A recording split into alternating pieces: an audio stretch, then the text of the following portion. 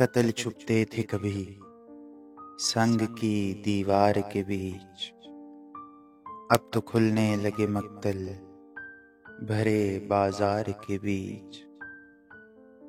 اپنی پوشاک کے چھن جانے پہ افسوس نہ کر، سر سلامت نہیں رہتے یہاں دستار کے بیچ۔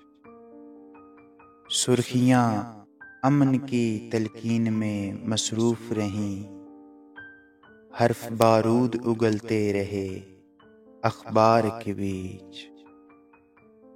کاش اس خواب کی تعبیر کی مہلت نہ ملے، شعلے اگتے نظر آئے مجھے گلزار کے بیچ۔